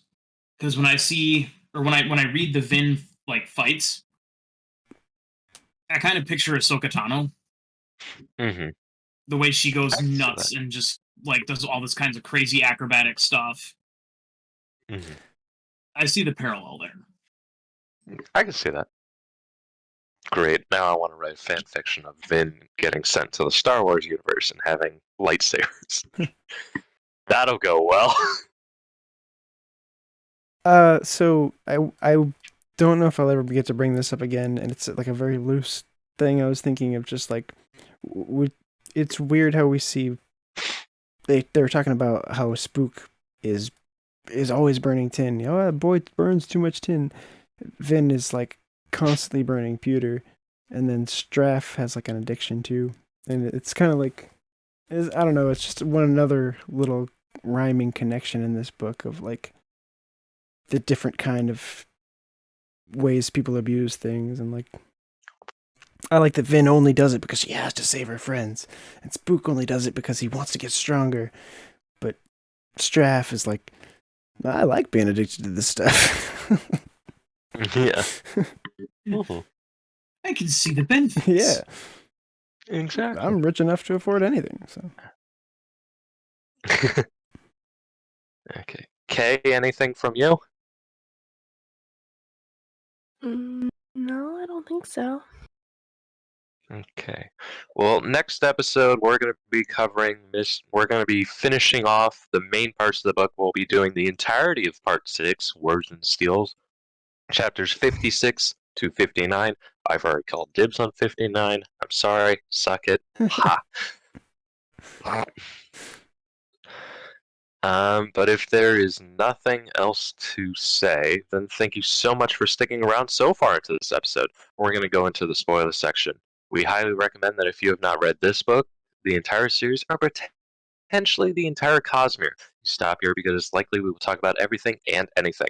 However, if you are up to date on this story, feel free to stick around. It's likely we'll bring up details you may have forgotten or plot threads that are still yet to come. Please be sure to subscribe, leave a like, star, heart, whatever it is on this video. Don't be afraid to comment your own thoughts and predictions. We would love to hear from you. But if this is where we leave you, then my name is Reader, and I have been joined by Swiggity Swoo. Hey, see you guys in the spoiler section. John, Yeah. and Kay. See y'all next time. And this has been Cosmere Connections. Bye-bye.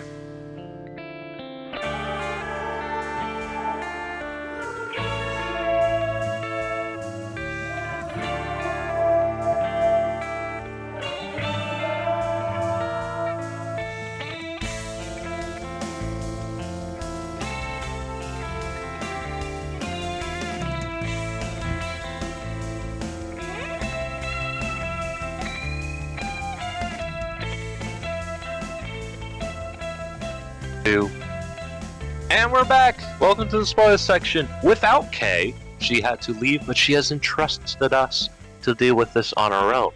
We will see if that was a mistake or not. Yeah, exactly. Hey, that one episode we did, just the three of us, wasn't horrible, filled with tangents about Star Wars at all. No, but looking back, there was a lot of it. We were like, do we remember this? Was that important? Was that a spoiler? Yes. We should have known those things. We completely forgot about Vin and Zane attacking the tower together. Like, we completely forgot that existed. Yeah. Yeah, but- that was a wild time. Yeah. I say it was the tower. Yeah. Well, I mean, it was one of was the a keeps tower. that- yeah. They have to go up an elevator to get to it. I'll call it a tower. All right, guys. Mistborn 7 spoilers, but I was confusing it with the tower attack in Lost Metal. Oh, nice. Ah. Well, I think that's what it's supposed to parallel. Yeah, I think so too. But Sanderson was really before- playing the long game with that one. yeah. Before we get into the chapters, though, I did want to, now that we're in the spoiler section and you have access to all 16 metals, which feruchemical ability would you want? Oh, sure. Now I closed it out, and you're going to make me open it back up again. I have no idea what they are. So, iron stores weight, steel stores speed, tin stores senses. Computer I'm store gonna have strength. to look at it, bro. Okay. But I'm reading it off for if anybody might be watching. Zinc stores mental speed, brass stores warmth, copper stores memories, bronze stores wakefulness, cadmium stores breath, not the magical kind. Bendalloy stores energy, gold stores health, electrum stores determination, chromium stores fortune, nigrosil stores investiture, aluminum stores identity, duralumin stores connections. Fortune. So who? Fortune? How? Oh, yeah. Yep. I'd be Biff fucking Tannen, man. You just be really unlucky for like one day, then you go to like a casino. Right. I'd be I very was gonna say, like- calculated about it. Like Domino from Deadpool. Yeah, there you go. That's even Yeah. better. Pretty awesome. See, I think I love we're getting to see like Era 1, Era 2, and later Era 3, but like if you think about it, the magic kind of ruins like because a person could sneak in a copper mine, not a copper mine, but a chromium mine and be super lucky to a casino, or a student can sneak in a copper mine and like use it to cheat on a test. Like how I don't think Brandon's ever going to think about it, but it would be kind of cool to have like he is gonna make you eat those words, sir. 1,000%. There is gonna be a child hero in Era 4, and they are gonna sneak in a chromium mine or whatever to their test to join the fleet of Save the Worldness, the DDF, and they are gonna pass their test with flying colors, and then the first battle's gonna show up, and they're gonna be like, crap. That down to Feruchemy? Hmm? I thought he said DTF, like down to Feruchemy. No, the DDF. DDF. the Defiant Defense Force from Oh. Cytonic. That's the Cytoverse. Yeah. Haven't read those. They're good. They're If you good. like Mass Well, Effect, you'll enjoy them. Yeah. They are like if Mass Effect had been novels, these would be it. They're great. Oh, that sounds awesome. Mm-hmm. I kind of, if I were to pick one, I would also pick Fortune, but that's only because I really love Store's investiture, but I have no idea. We have no idea what that means yet. That's probably how you get like Liquid Door and stuff like that. You know, like Possibly. I mean, maybe Oh. we'll find out for sure, but like, Well, What? it's also how you get unsealed metal mines, because the Feruchemist empties all of their identity into one, then stores the investiture to use Feruchemy into another, so that anybody can use Feruchemy.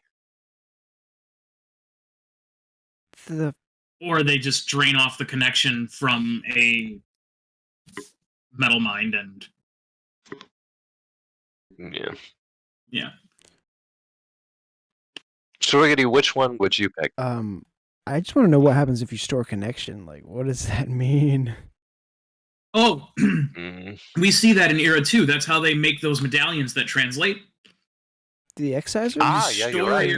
You tap them to gain connection to the local area.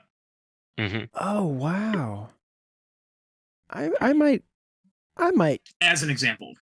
I don't know. I might like that, but because sometimes I have a hard time connecting with people. Like, that might be kind of nice. Yeah. It would be cool if it could work in a smaller setting, like you could do it in a household. Yeah, you go on a Like, maybe first you date connect with- and you're just like, touch this medallion. We're about to be so close. So connected. Oh man, that now. Oh no, ooh, that could be really dark. No. I mean, you're just like No. connecting. You're not like, I don't know. Do not touch the medallion. Can you imagine a psychopath guy who can do connection and he just breaks into homes, does the Oh. connection, and he knows all. It makes you think that you love him or some shit. Oh my god. Better No, yet- it makes you know where everything is, kind of What if- instinctual. Sorry. What if in future Mistborn, like Era 3, Era 4, when people get married, they exchange metal mines of connection with each other. Oh, So that that they're was that's actually awesome. spiritually connected through metal mines. That's awesome. Beautiful. the rings are made out of it. Yeah. The rings are made the out rings of it. are metal mines of connection to one another.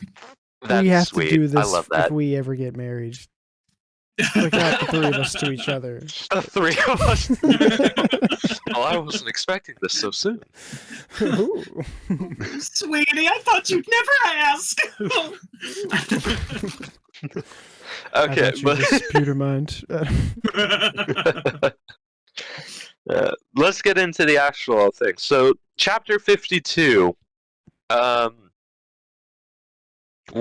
only thing I really got here is the Holy First Witness thing, which in the next couple chapters, Ruin's going to change the one of Kawan's notes to read that it's now the Holy First Witness.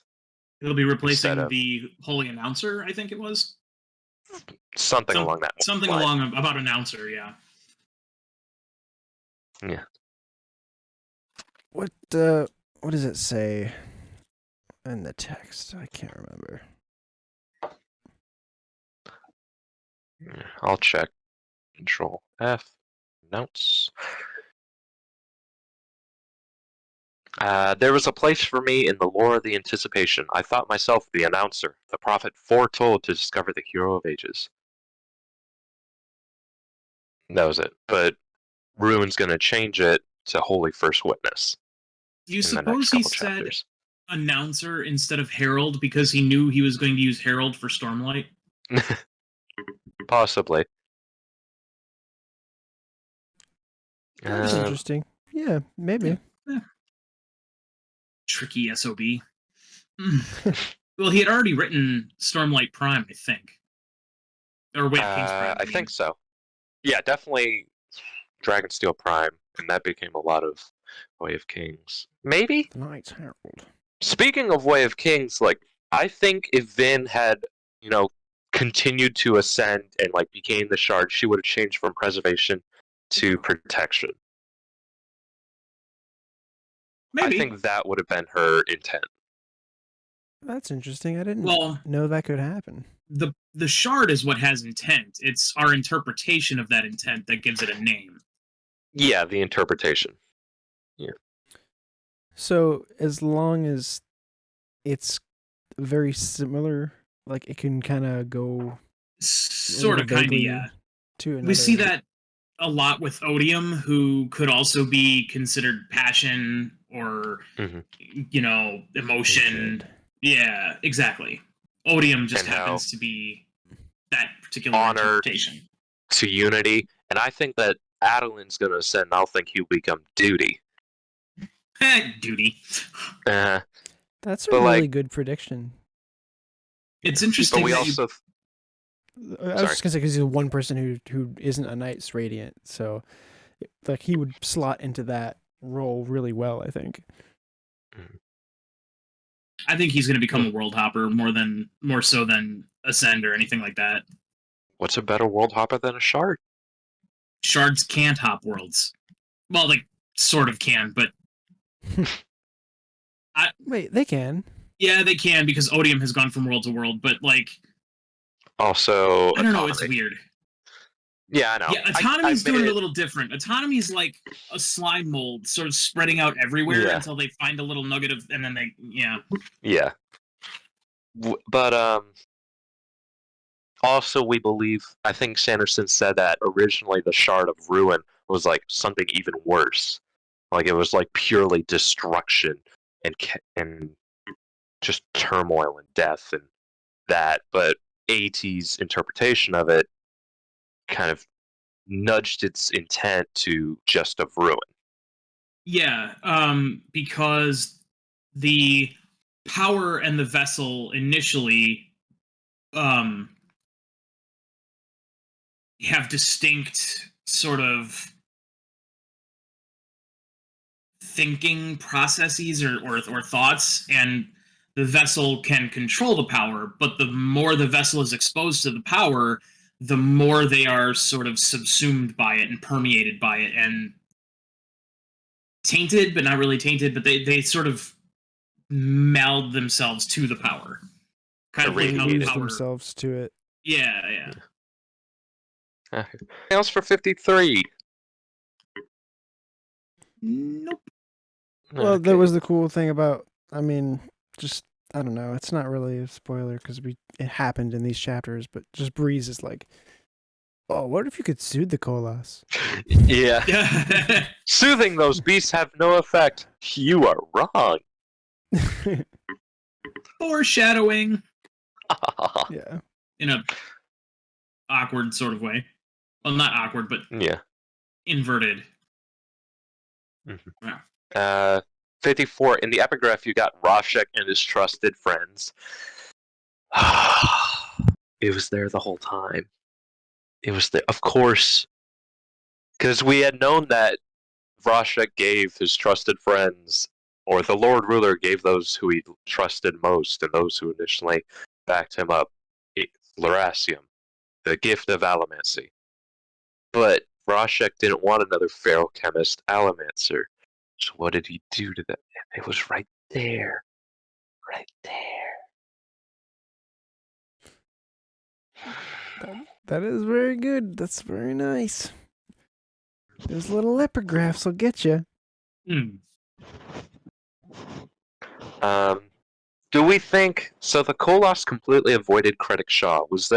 Do we think that's just like they didn't get to it by then, or was there a magical? I think there was just nobody there to kill. Okay. And then I'm sorry. What was the question? Critic Shaw was untouched. So like Vin floats up and she sees Critic Shaw, and it's like complete. It hasn't even been like gone to. Oh, So I'm really? wondering, was there like a magical reason? Maybe like the well, or Lord That's what Ruler I instilled immediately something thought. in them? Or is it The just like well. the Koloss are so busy dealing with the people on the outer edges they haven't moved into the center of the city yet? Yeah, I think there was just nobody there to kill because the people of Luthadel tend to avoid it because it's such a strong reminder of the Lord Ruler, and because of that, there was just nobody there. And What the if that's the Koloss. same reason the Koloss avoided it? Like, they have such a simplistic way of viewing the world. I could see them just being like, yeah, we don't go there. Yeah. Maybe, but I We're don't not think gonna they go over there. think in a frenzy. I think they just kill. Yeah. And then I wonder if Khandra or Koloss maybe in classics, because I said a while ago maybe ska was like a slang term for a Klenium. Maybe it was like a slur. Maybe I wonder if like Koloss and Khandra were terms back then as well, or maybe in like Terrace they mean brute and shapeshifter. Maybe. Like, Yeah, what's like, the etymology of? Yes, you can ask that at the next book signing. I think Koloss used to be called For Locos. And I don't know, man. Because they get 4 spikes. Yeah, because it's like 4 different people that make them right. And then, yeah, I don't know. I can't do the Conjure one. Can't think of anything. And then my last note is Sazed refers to himself as half of a man, and that's sort of built up to the one line how the hero will be neither man nor woman or something, and how it was supposed to be. Oh wait, we skipped over my chapter. I'm sorry. Oh, did we skip over 53? We skipped over 53. They would be so proud of us right now. It's because I'm looking at my notes, which are all on Discord, and of course, I don't type out my notes. I read out my notes. Oh boy. Okay, let's finish up 54. Good. Still, I'm glad to that I'm glad you mentioned that though, because I was thinking that too. Like, especially at the end of this book when he's like, "Oh, we got the gender wrong," and that's why I even brought up like, "Oh, it's funny that he says that and he thinks he's half a man or whatever," but like, Yeah. So wait, was 53 or 54 the one where they're actually like climbing the walls? That was 52. Ah, damn it, I missed it. Okay, so a quick visual that I want to implant in everybody's brain. Let's say this battle goes differently and Vin doesn't get back in time and the Koloss have completely rampaged. How many people of Luthadel do you think they'd have to keep alive to replace all of their fallen by ripping off the skin and spiking them? They don't need anybody alive. They don't rip off their skin. They take the skin off of the other dead Koloss. Koloss and they pin it to a person who's not dead yet. No, and they they pin it to become a person who Koloss. is dead. That's what the I thing don't is. think We need so. bodies. I'll check. I think I'm pretty it was the wounded that aren't dead. They go back and turn into Koloss. Man, let me check. I thought it was dead bodies. I don't think so. I think it was 48,000 people. Because I remember them mentioning it was like an army of 12,000 Koloss. So if you need 4 people per Koloss. Well, to make the spikes. But they already have 4 the spikes. humans are stabbed with individual iron spikes through their heart, and these spikes are then placed strategically onto a 5th person. Yeah, so they pull the spikes out of the dead Koloss, along with the blue skin. They wrap up the new person in it, and then stick the spikes in. It's 12,000.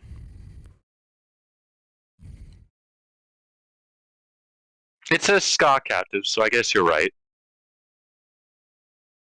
They need to be alive. Because I guess, necromancy would kind of be a big thing in the Cosmere. Right? Yeah, I just thought they were dead. Okay. You're right. So yeah. I'm still trying to figure out what the heck Kelsier is. Because he's basically like a spike, and My It's probably the best same mechanic, right? my best guess is he is a cognitive shadow that has been stapled to a Khandra body wearing his old bones using hemalurgy. I don't know if it's the Khandra body, but I will say I think he is stapled to his body, and maybe some way Well, of doing that It would have to be a made the Khandra body body. because the flesh of his body was eaten by Orsur. Yeah, but I'm wondering if stapling his spirit web, cognitive shadow, back to his bones, maybe that did some magic and that formed the body again. Like, you still have the Ooh. bones. I think I know what it is. Yeah, I Like, think yeah, you need it the seems flesh of the likely that it's a mysteries. Khandra. Like, it seems It's likely not. that it's a Khandra, but I don't know. I just figured it out, guys. He's a freaking stamp. He's been stamped by Shy. No, She's the only one who could do that. She's the only one capable of doing that. I don't think And so. She did it in the Emperor's New Soul. But Somebody like stamped somebody's body to make it Kelsier. Oh. So And she then that body stamped was spiked. a body to make it Kelsier's body, and then Or they a person. spiked his cognitive shadow to it.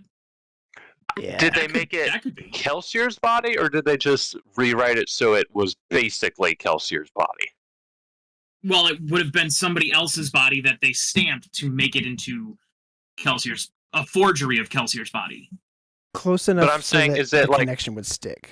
Is it a clone of Kelsier, or is it just like plastic surgery to look like Kelsier? We don't have enough information to know that. But I would think, given the way soul stamping works, it rewrites the history of the thing that you stamp. Yeah, so it would have to be So just like remaking it so a guy looked pretty much what Kelsier would look like. Yeah, because Yeah.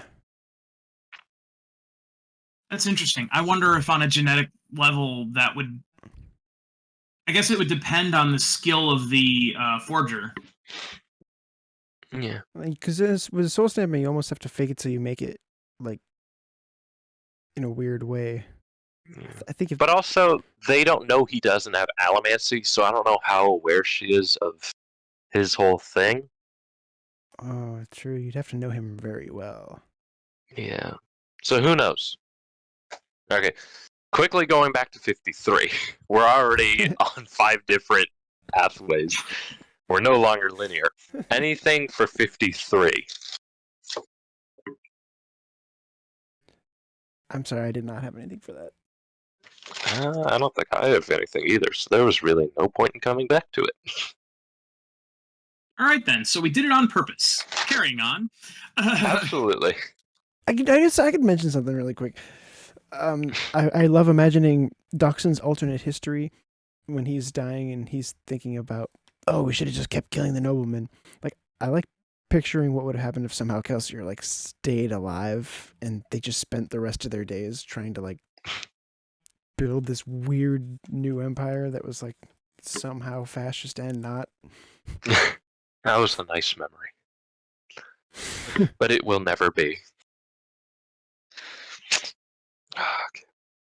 Okay, 55, the last one. We've got ruin changes. Alendi doesn't know that he has been deceived, that we have all been deceived, and he will not listen to me now. To Alendi won't show that he has been deceived. And that's what we saw in chapter 41. Yep. Very nice. Ooh, did we forget to mention about the brass? And yes.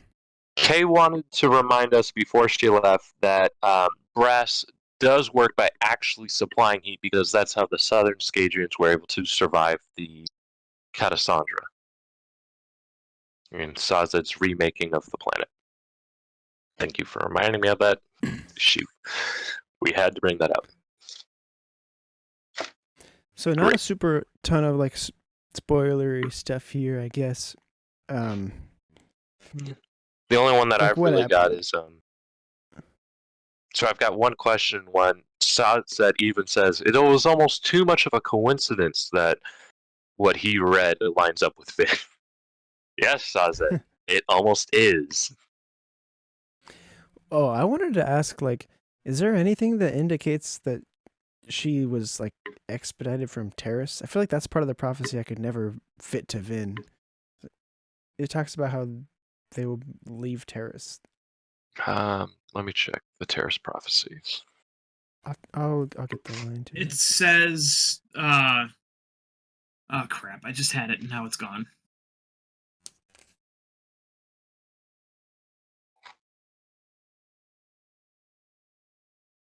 Something along the lines Phages of... was removed from the Terrace people. He was not royalty himself, but came to it eventually. Yeah. So removed from the Terrace people, I feel like does not fit Vin in any way. No, I think. Well, that's kind of the point. Yeah. Well, that's why I'm bringing it up now. I didn't bring it up when we were doing the summary. Yeah. Because I was kind of hoping people would be like, "Oh yeah, Vin is the hero of ages." Maybe it could be. Okay, I'm not going to go into maybes of a hypothetical that is ultimately just a red herring. I'm not going to go into that. But also, like, one of the parts of the prophecy is like the kings will submit to him, and at the end of this chapter, Vin basically makes Sazed have like the power of a king and a queen, because he's like, "Yeah, obey him like you would obey me or Alendi." Yep. Oh, I love it so much. And my last note is that it's almost like Ruin is forcing Sazed to abandon his religions and follow Vin unconditionally. Like, that's almost what these last 3 chapters have been. Sazed has completely abandoned his religions, and I guess he's not Spike, so it can't be Ruin influencing, but he sure as heck did get lucky. Are we not going to talk about how, like, weirdly, I feel like the moral of this book is like, you should force your enemies to submit to you. I mean, we do see that a little bit as a theme in other books as well, you know. But you've also got Ellen throughout the entire thing trying to, why is our way the better way? And there is that X factor of what we do is right. And what they plan on doing is establishing racism and slavery. Yeah, like her actions are so justified, and that's why they feel so good when she does them. But I don't know. There's also a theme of like Ellen has to put aside his ideologies a lot when it comes to the reality of the world. Like when he kills like Jastes, like you are forgiven. He's by my blade. He gets a stroke of violence. I mean, but I will say, at least he doesn't glorify it. He's not like relishing in it. Like afterwards, he's like, I didn't like doing that, but it had to be done. But we also got to think in that world, like there is no, he could not be arrested. He could not go to trial for like war crimes. Like this was the only solution available. Street justice. But that is the last of my notes. All right. Anybody got anything else? Sam? I do not. Who's the obligator that has sets city? That's the guy in book 3. Thank you. His name. I'm forgetting his name. Set mentions it, and I've forgotten. Because it's not Norden, is it? Give me a second. Yeoman? Yeoman. Yep. That's the one. Yo. Aradon Yeoman. Have we seen them No. before? Well, he's been mentioned by Okay. Set by name, but that's kind of the same way Tensoon was. Mm-hmm. But Aradon Yeoman. about it. Why does he look like Jeff Bezos with a bunch of tattoos? He was named for the winner of an auction by Brandon Sanderson for a character naming rights. Aaron Yeoman. Yo, man, you look like Jeff Bezos. Okay. That's going to be the best joke, so we're going to leave it at that. I think we're done No, here. I know. Yeah.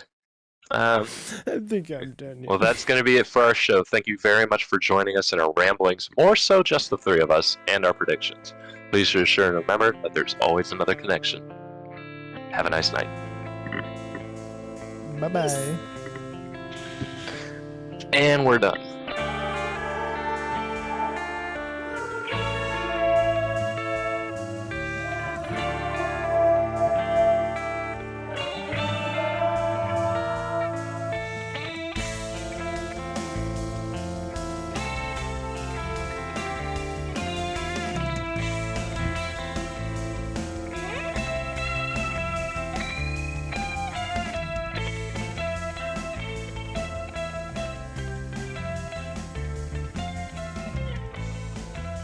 Thank you.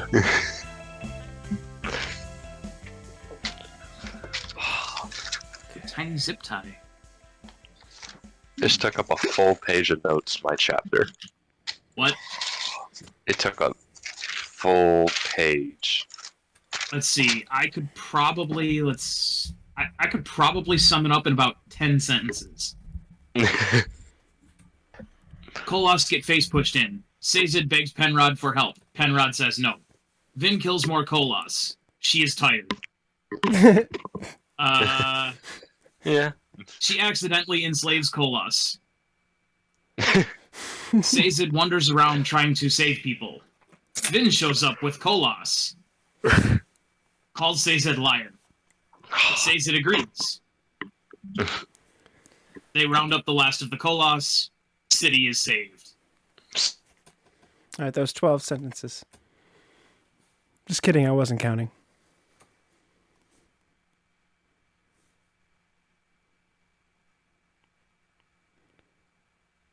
Everyone is Save it tired. for the show, man. Oh, Oh, wait. There he is. Hello. Disappeared. Maybe. no. Yay! Who was frozen? Was I frozen or were all of you? You were frozen. You were to us, but Ah. I guess that's... Like, that doesn't make... The question I asked doesn't make any sense. Now I'm thinking about it. Did you guys freeze in real life? Or was it just on the screen? I'm sorry. All right, so you're sliding away from Keanu Reeves towards Mitch Hedberg, who's hilarious. He is like one of my favorite comedians. I mean, rest in peace. Yeah. Oh. I think what I was trying to ask we just- was I frozen or was I... Yeah, I just couldn't see you guys, but okay. Yeah, you were frozen. but don't trust me, my Wi-Fi isn't the greatest for some reason tonight. Yeah, Reader's already frozen once tonight when it was just the two of us, and I was like, is it me? Is it my Wi-Fi? Or is it Reader? It's mine. I All did having reboot technical my troubles entire tonight, Wi-Fi. apparently. Mine's not the greatest. Woo! Except You know for what it is? maybe Kay. I haven't turned my computer on in like a week, and I turned it on like an hour ago, so it's like still booting up, kind of. Ah. It's in the morning. Yeah, that's probably when they do their system cycle. Possibly. Well, at least it's actually looking blackout today. Oh, no, okay, we're good. Do we want to swig it everything good on the mechanical side? I'm recording, and everything's all good on my side. Okie Alrighty dokie. then. Don't know why I slipped into wine. Wine is Australian, yeah. Kind of. More He does, Cockney than he does kind Australian. of have that. He does kind of have that, yeah. Great. Definitely more Cockney. Yeah. Wayne can I have am whatever ready. accent he wants. That's how Michael Kramer reads them anyway, so. I've got. I brought some cash for you guys. Nice. thanks. I'll take that. I like money. Just pass it through the. Nice. You shouldn't have.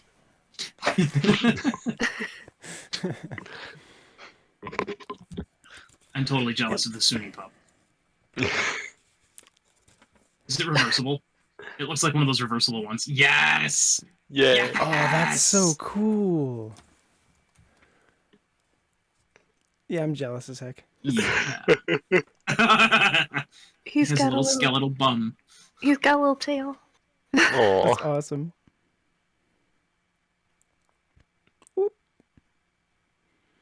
Amazing. That's cute. This is my favorite thing out of the Mistborn box, because just adorable. Yeah, I can see why.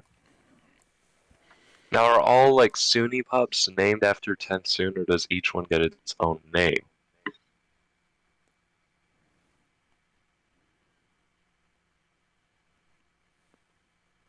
I've just No. been calling mine Sunni, so It was a really long pause. It was. Like at the beginning, all teddy bears were named Teddies, so like, at what point did people start giving them their own names? Yeah, that's a good point. I don't have the answer to that, but I would guess Ty had something to do with it. What's Ty? What is The company that makes Beanie Babies. Beanie Babies. Oh, okay. Right. That makes sense. Thank you for asking I that, knew Swiggity. That was for the people at home. Absolutely. Well, shall we get this wagon train a rolling? Okie dokie. Everybody ready? Let's do it. All right, in 3, 2, which is a nice little build up to what happens later down the line. Spoiler! Spoiler! Spoiler! Is that your Can we censor that? mimic of me?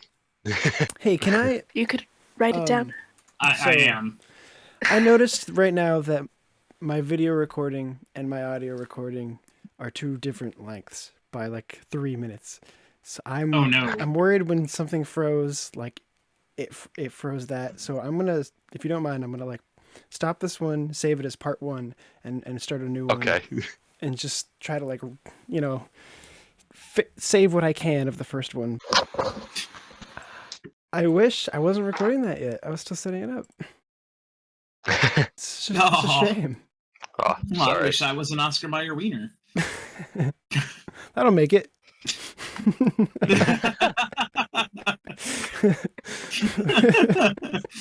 Whenever you. Okay, everything you're good? right, yeah.